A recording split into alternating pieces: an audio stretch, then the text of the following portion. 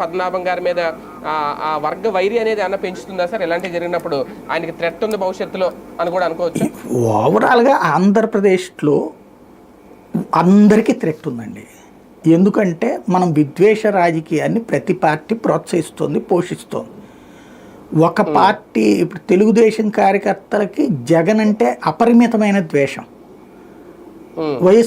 ఈ దాని పేరేంటి జనసేన వాళ్ళకి అపరిమితమైన ద్వేషం. ఇదివరకు జనసేనలోకి ఉండేది కాదు. జనసేనలోకి ఒకప్పుడు తెలుగుదేశం మీద ద్వేషం ఉండేది. దాన్ని వైసీపీ మీదకి మళ్లించడంలో వీళ్ళిద్దరూ కలిసి ప్రయత్నించి సక్సెస్ అయ్యారు.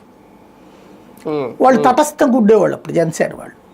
ఇప్పుడు ఈ టైప్లోకి వచ్చింది. అదే సమయంలో వైఎస్ఆర్ కాంగ్రెస్ పార్టీ వాళ్ళకి తెలుగుదేశం అంటే అపరిమితమైన ద్వేషం. ఇదివరకు వాళ్ళు జనసేన అనేది ఏదో లైట్గా తీసుకునేవాళ్ళు. ఇప్పుడు జనసేన మీద కూడా ద్వేషం పెరిగిపోతుంది.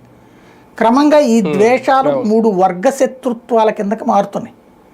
ఈ వర్గ వైషమ్యాలు అనేటటువంటిది చాలా ప్రమాదకరం. ఇక ఎప్పుడైనా సరే ఇవి ఫ్లేరప్ అయితే ఎట్లుంటుందో కోనసీమకి సంబంధించి పేరు మార్చినప్పుడు చూసాం. అదే సందర్భంలో అంతకుముందు జరిగినటువంటి తుని రైలు ప్రమాదంది చూసాం, తగలబెట్టినటువంటి సంఘటన.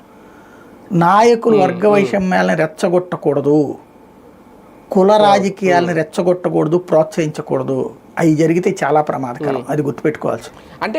అంటే సార్ ఈ కులం ఈ పార్టీకే సపోర్ట్ చేస్తుంది